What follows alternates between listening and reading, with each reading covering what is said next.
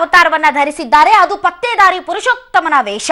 Sting operation ಮಾಡಿ ಕಳಿಸ್ತಾ ಇದ್ದಾರೆ ಬ್ಲಾಕ್ ಅಂಡ್ ವೈಟ್ ಕಳ್ಳರ ಛದ್ಮವೇಷ.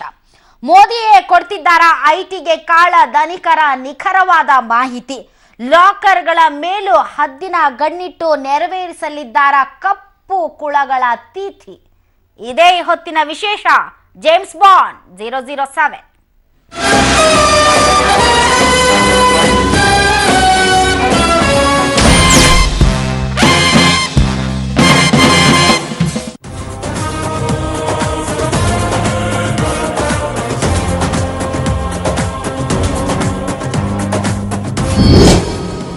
ಸರ್ಕಾರದಿಂದಲೇ ಬ್ಯಾಂಕ್ಗಳಲ್ಲಿ ಸ್ಟಿಂಗ್ ಆಪರೇಷನ್.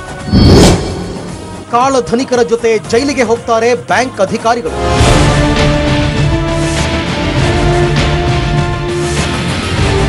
ಎಸ್, ರಂಗೋಲೆ ಕೆಳಗೆ ತೂರೋ ಭ್ರಷ್ಟರ ಪ್ಲಾನ್ಗಳು ಉಲ್ಟಾ ಹೊಡೆಯೋ ಎಲ್ಲಾ ಸಾಧ್ಯತೆಗಳಿವೆ.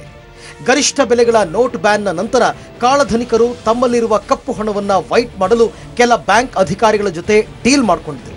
ಹಿಂಬಾಗಿಲ ಮೂಲಕ ತಮ್ಮಲ್ಲಿರೋ ಹಳೆಯ ನೋಟನ್ನ ವಿನಿಮಯ ಮಾಡಿಕೊಂಡು ಕೋಟಿಗಟ್ಟಲೆ ಗರಿಗರಿ ನೋಟನ್ನ ಪಡೆದರು.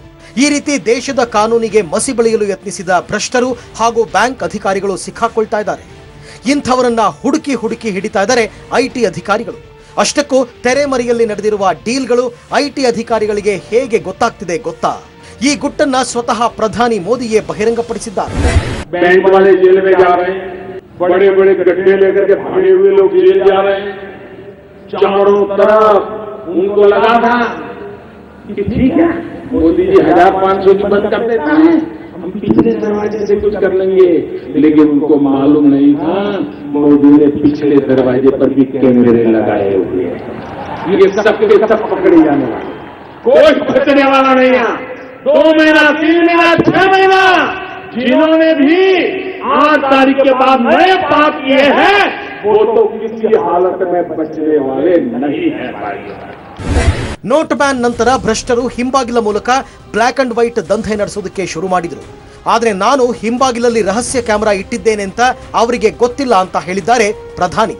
ಈಗಾಗಲೇ ನರೇಂದ್ರ ಮೋದಿಯವರ ಆದೇಶದಂತೆ ಸುಮಾರು 500ಕ್ಕೂ ಹೆಚ್ಚು ಬ್ಯಾಂಕ್ ಕಚೇರಿಗಳಲ್ಲಿ ಸರ್ಕಾರವೇ ರಹಸ್ಯ ಕಾರ್ಯಾಚರಣೆ ಮಾಡಿದೆ.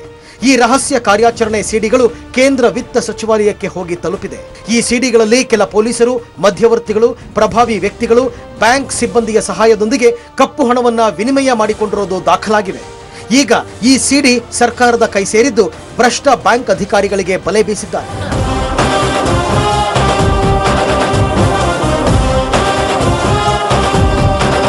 ಹೀಗೆ ಒಂದೊಂದೇ ಮಾಸ್ಟರ್ ಪ್ಲಾನ್ಗಳನ್ನ ಮಾಡಿಕೊಂಡು ಪತ್ತೇದಾರಿ ಕೆಲಸಕ್ಕೆ ಇಳಿದಿರುವ ಮೋದಿ ಕಾಳಧನಿಕರನ್ನ ಬೇರು ಸಮೇತ ಕಿತ್ತು ಹಾಕೋ ಸಂಕಲ್ಪ ಮಾಡಿದ್ದಾರೆ. ಕೆಲ ಬ್ಯಾಂಕ್ ಸಿಬ್ಬಂದಿಗಳೇ ಬ್ಲಾಕ್ ಅಂಡ್ ವೈಟ್ ದಂಧೆಯಲ್ಲಿ ತೊಡಗಿರೋದ್ರಿಂದಲೇ ಜನಸಾಮಾನ್ಯರು ದಿನಗಟ್ಟಲೆ ಕ್ಯೂ ನಿಂತರೂ ದುಡ್ಡು ಸಿಗ್ತಾ ಇಲ್ಲ. ಹೀಗಾಗಿ ಬ್ಯಾಂಕ್ಗಳಲ್ಲೇ ರಹಸ್ಯ ಕಾರ್ಯಾಚರಣೆ ಮಾಡಿ ಬಣ್ಣ ಬಯಲು ಮಾಡ್ತಿರುವ ಮೋದಿ ಸರ್ಕಾರದ್ದು ಮುಂದಿನ ಟಾರ್ಗೆಟ್ ಬ್ಯಾಂಕ್ ಲಾಕರ್ಗಳ. ಕಾದು ನೋಡೋಣ.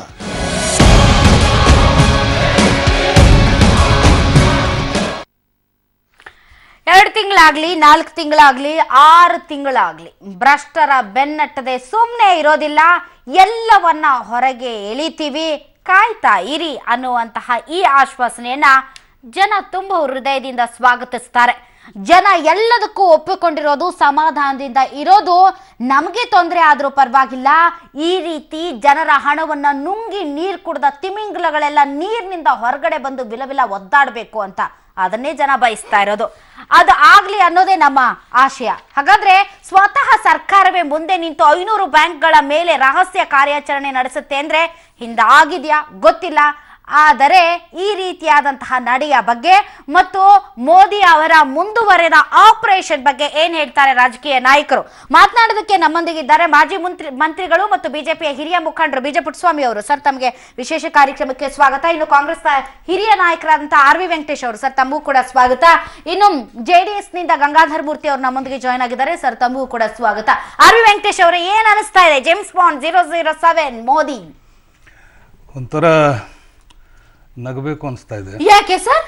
ಯಾಕೆಂದರೆ ನೋಡಿ, ಈಗ ಸಿಕ್ಕಿಬಿದ್ದಿರ್ತಕ್ಕಂಥವರು ಬೆರಳೆಣಿಕೆ ಎಷ್ಟು ಜನ.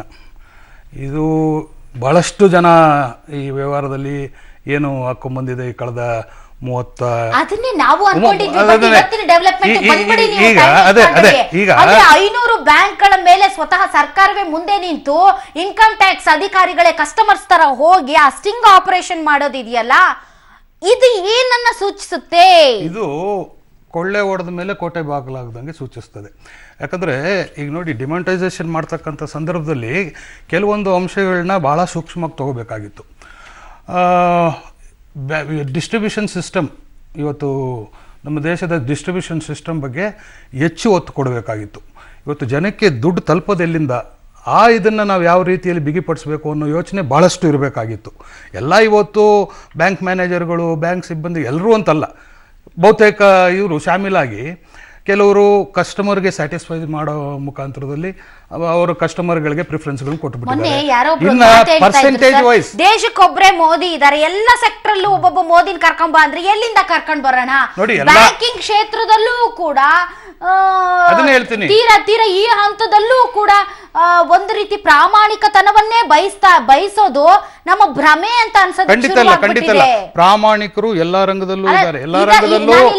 ಎಲ್ಲಾ ರಂಗದಲ್ಲೂ ಎಷ್ಟು ಕೆಟ್ಟವರಿದಾರೋ ಅಷ್ಟು ಒಳ್ಳೆಯವರು ಕೂಡ ಇದ್ದಾರೆ.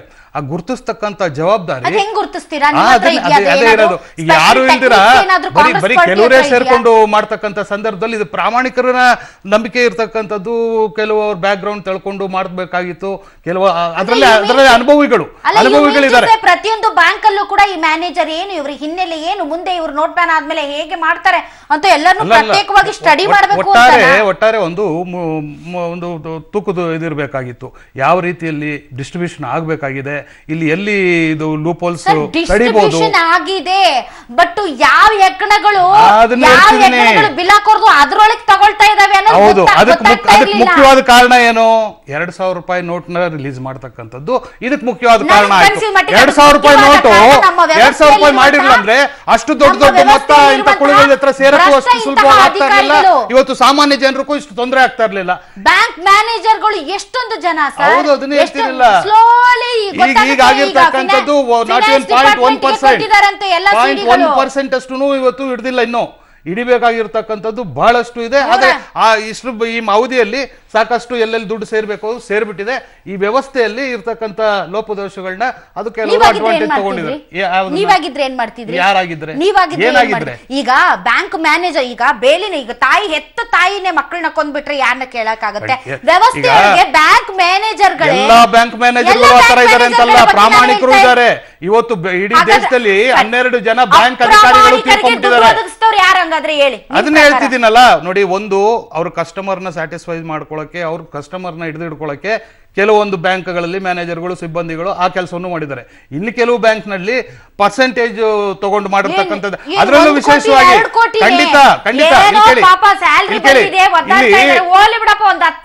ಇಲ್ಲಿ ಬ್ಯಾಂಕು ATMs ಎಲ್ಲವನ್ನೂ ನ್ಯಾಷನಲೈಸ್ಡ್ ಅಲ್ಲ. ಕೆಲವು ಅಂತಾರಾಷ್ಟ್ರೀಯ ಬ್ಯಾಂಕ್ಗಳೇನಿದೆ, ಮಲ್ಟಿನ್ಯಾಷನಲ್ಸ್, ಅದರಲ್ಲಿ ಇಂಥ ವ್ಯವಹಾರಗಳು ಜಾಸ್ತಿ ಆಗಿದೆ. ಫುಲ್ ಸ್ಕೇಲ್ ಅಟ್ಯಾಕ್ ಮಾಡಕ್ ಆಗಲ್ಲ ಅಂತ ಖಂಡಿತ ಆಗತ್ತೆ. ಮುಂಚೆನೆ ಸ್ವಲ್ಪ ಆಲೋಚನೆ ಮಾಡಿ ಇನ್ನೂ ಸ್ವಲ್ಪ ಭೇಟಿ ಮಾಡಬೇಕಾಗಿತ್ತು. ಈಗ ಮೋದಿಯವರು ತಂದಿರತಕ್ಕಂಥದ್ದು ಇಷ್ಟು ವರ್ಷ ತಿಂದು ಕದ್ದು ಇಟ್ಟಿರ್ತಕ್ಕಂಥ ಈ ಕಳ್ಳರನ್ನ, ಹೆಗ್ಗಣಗಳನ್ನು ಈ ಹೊರಗೆ ಹಾಕಬೇಕು ಅಂತ ಮಾಡ್ತಾ ಇದ್ದಾರೆ. ಇದರಲ್ಲಿ ಪ್ರಾಮಾಣಿಕತೆ ಇದೇ ಇಲ್ಲ ಅಂತಕ್ಕಂಥದ್ದನ್ನು ಜನತೆ ಇವತ್ತು ನೋಡ್ತಾ ಇದ್ದಾರೆ.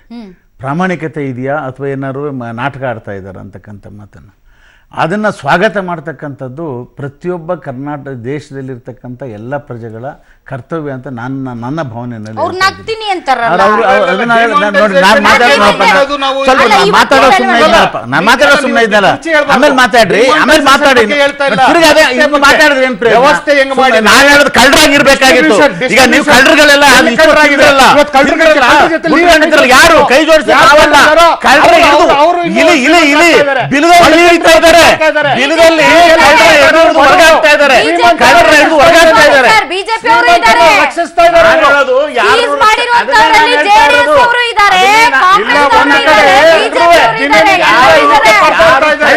ಇನ್ನೊಂದು ಕಡೆ ವ್ಯವಸ್ಥೆಗೆ ಕೊಡ್ತಾ ಇದ್ದಾರೆ. ಯಾವ ಪಕ್ಷಾತೀತವಾಗಿ ಕಳ್ಳರುಗಳನ್ನೆಲ್ಲ ಹಿಡಿದಾಕ್ತಾ ಇದ್ದಾರೆ. Correct. ತಮ್ಮ ಪಕ್ಷವನ್ನು ಸೇರಿದಂತೆ. ಹೌದು ಹೌದು. ಆಮೇಲೆ ಇನ್ನೊಂದೇನ್ ಹೆಚ್ಚಿಗೆ ಮಾಡಿದ್ದಾರೆ ಗೊತ್ತಾ? ಸಿಗ್ತಾರೆ ಅವ್ರ ಪಕ್ಷದವರು. ಇನ್ನೊಂದೇನ್ ಗೊತ್ತಾ? ಹೌದೌದು ಕರೆಕ್ಟ್. ಅದು ಸುಮ್ನಿರಿ ಮತ್ತೆ ಇಲ್ಲಿ ನಾವ್ ಯಾಕ್ ಹೇಳ್ತಾ ಸುಮ್ನೆ ಇರೋದು ಯಾಕ್ ಬಡ್ಕೊತಾ ಇದ್ದೀರಾ ಬಾಯ್ನ?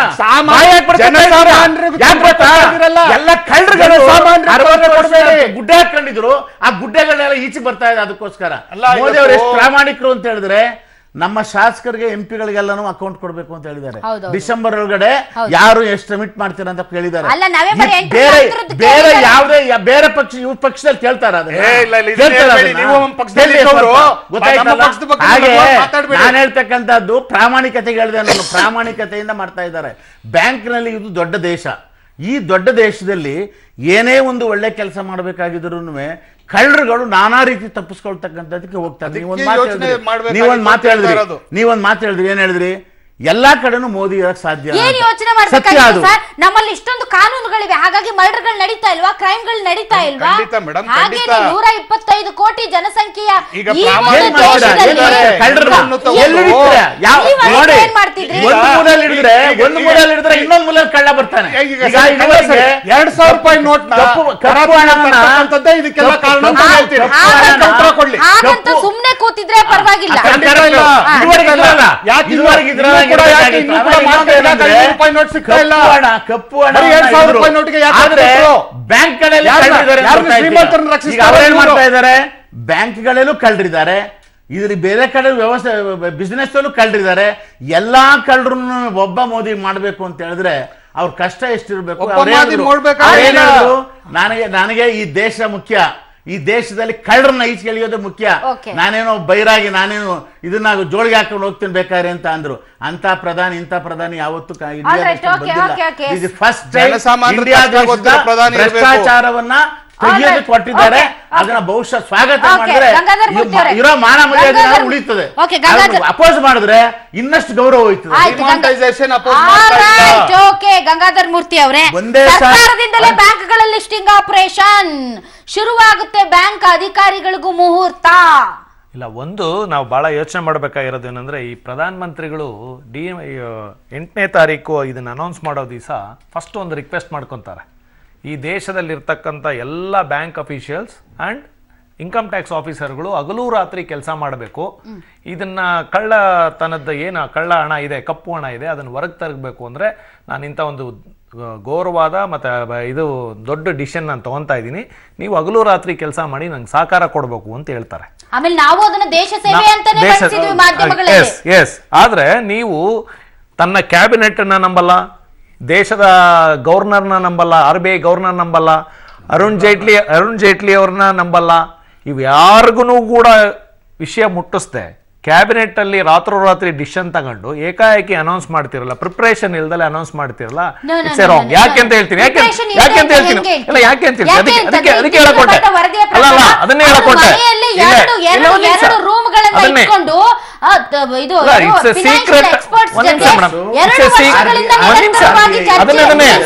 ಅದನ್ನೇ ಹೇಳಕೊಟ್ಟೆ. ಯಾಕೆ ಅದನ್ನ ನೋಡಿ, ಅವರು ಹೇಗೆ ನೋಟನ್ನ ಬ್ಯಾನ್ ಮಾಡಬೇಕು ಅನ್ನೋದ್ರ ಬಗ್ಗೆ ಬಹಳ ಚರ್ಚೆ ಮಾಡಿದ್ದಾರೆ. ಆದ್ರೆ ನೋಟ್ ಬ್ಯಾನ್ ಮಾಡದ ಮೇಲೆ ಆಗ್ತಕ್ಕಂಥ ಪರಿಣಾಮಗಳ ಬಗ್ಗೆ ಚರ್ಚೆ ಮಾಡಿದ್ವಿ. ಯಾಕೆ ಅಂತ ಹೇಳ್ತೀನಿ, ಯಾಕೆ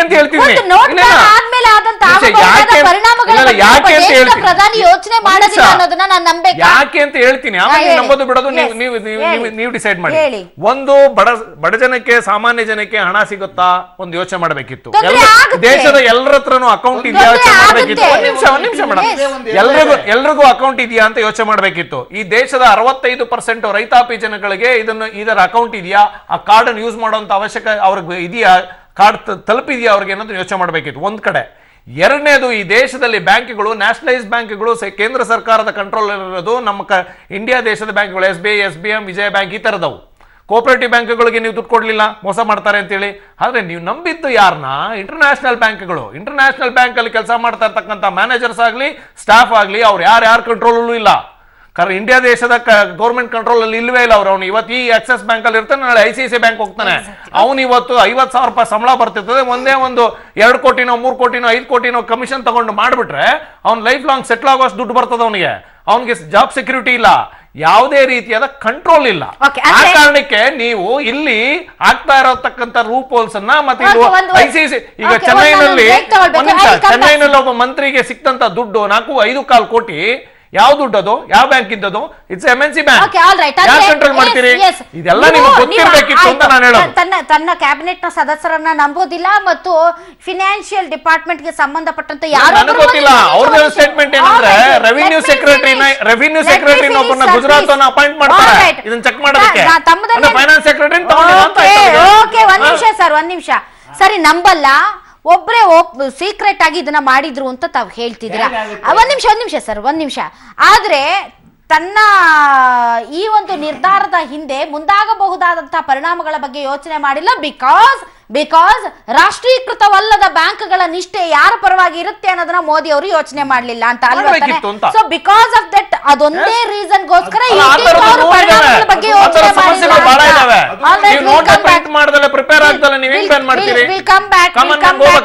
ಎಲ್ಲರಿಗೂ ಹೇಳ್ಬೇಕಾಗಿತ್ತು ನಿಮ್ ಪ್ರಕಾರ. ಹೇಳ್ಬೇಕು ಅಂತ ಯಾರು ಹೇಳಲ್ಲ ಮೇಡಮ್,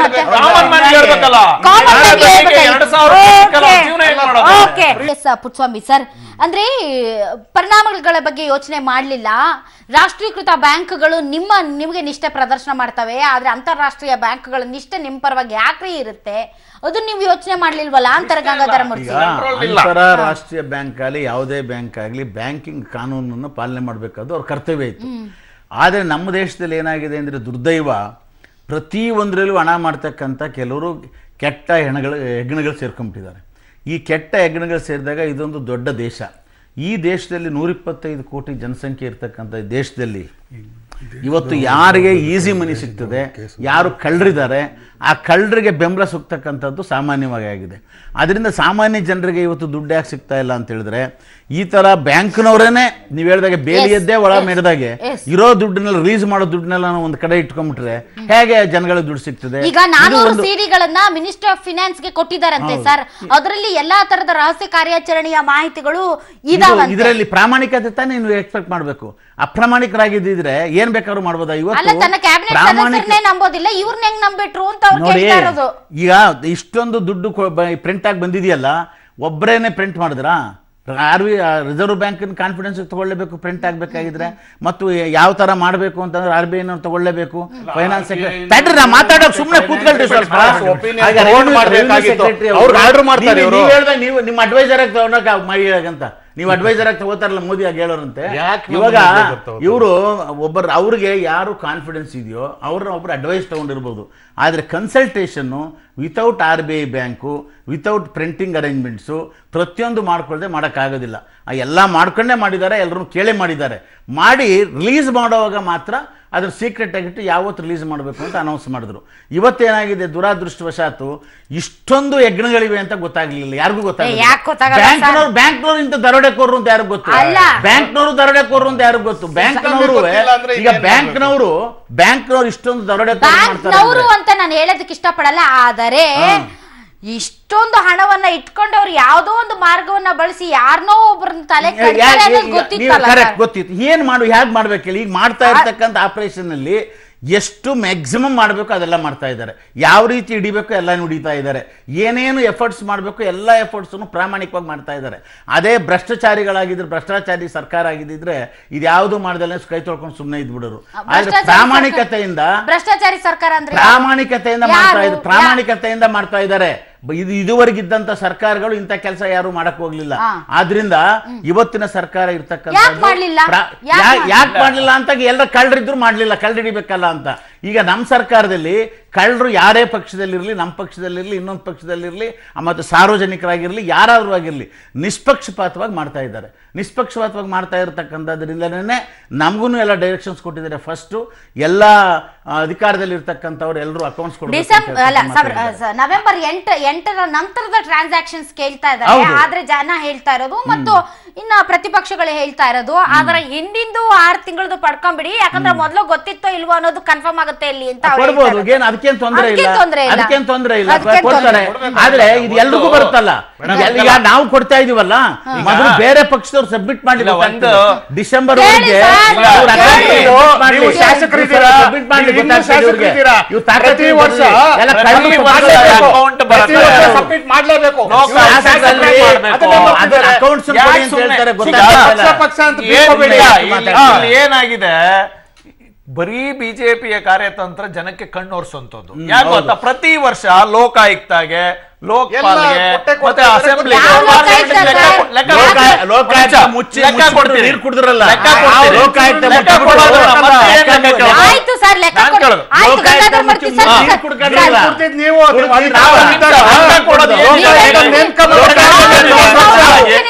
ಯಾರು ಕಳ್ಳರನ್ನ ತೆಗೆದು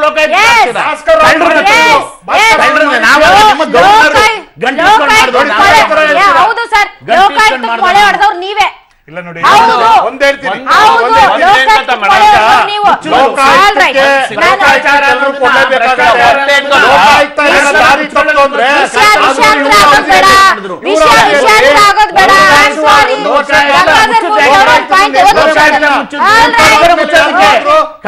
ಮನೆ ಮಾಡಿಕೊಳ್ಳೋದಕ್ಕೆ ಗಂಗಾಧರ್ ಮೂರ್ತಿ ಅವರು ಒಂದು ಮಾತು, ಲೋಕಾಯುಕ್ತಕ್ಕೆ ಕೊಡ್ತೀವಿ ನಾವು, ಯಾರು ಚುನಾವಣಾ ಎಲ್ಲಿದೆ ಆಯೋಗಕ್ಕೆ ಲೋಕಾಯುಕ್ತ? ಕೊಡ್ತೀವಿ ಅಂತ. ಎಲ್ಲಿದೆ ಲೋಕಾಯುಕ್ತ? ಸರ್, ಚುನಾವಣಾ ಆಯೋಗಕ್ಕೆ ತಾವು ಕೊಡ್ತೀವಿ ಸರ್. ನಾವು ವರ್ಷದಿಂದ ವರ್ಷಕ್ಕೆ, ನಾವು ಮೀಡಿಯಾದಿಂದ 10 ವರ್ಷಕ್ಕಿಂತ ಜಾಸ್ತಿ ಇದೀವಿ. ಈಗ ಸಬ್ಮಿಟ್ ಮಾಡಿದವ್ರು 5 ವರ್ಷ ಬಿಟ್ಟು ಈ ಸಬ್ಮಿಟ್ ಮಾಡಿದಾಗ ಎಷ್ಟು ಪಾಲು 400-500 ಪಾಲು ಜಾಸ್ತಿ ಆಗಿರೋದನ್ನ ನಾವು ನೋಡಿದೀವಿ. ಅಂತವ್ರನ್ನ ಏನ್ ಮಾಡ್ತು ಚುನಾವಣಾ ಆಯೋಗ ಅನ್ನೋದ್ರ ಬಗ್ಗೆ ತಾವು ಸ್ವಲ್ಪ ಡೀಟೇಲ್ಸ್ ಕೊಡ್ಬೋದಾ? ಒಂದ್ ನಿಮಿಷ, ಖಂಡಿತ ಅದನ್ನೇ. ಸುಮ್ನೆ ಕೊಟ್ಬಿಟ್ರೆ ಇಲ್ಲ, ಈಗ ಒಂದ್ ನಿಮಿಷ, ಅವರು ಕಾನೂನು ಪ್ರಕಾರ ಏನೇನು ಆಸ್ತಿಗಳನ್ನ ಸಂಪಾದನೆ ಮಾಡಿದ್ದಾರೆ ಅದ್ರ ಪ್ರಕಾರ IT ಒಳಗಡೆ ಬಂದು ಅವ್ರ ಆಸ್ತಿ ಘೋಷಣೆ ಮಾಡ್ಕೊಂಡ್ರೆ ಅದು ಯಾರ್ದು ತಪ್ಪಲ್ಲ ಈ ದೇಶದ ಕಾನೂನು ಕೆಳಗಡೆ.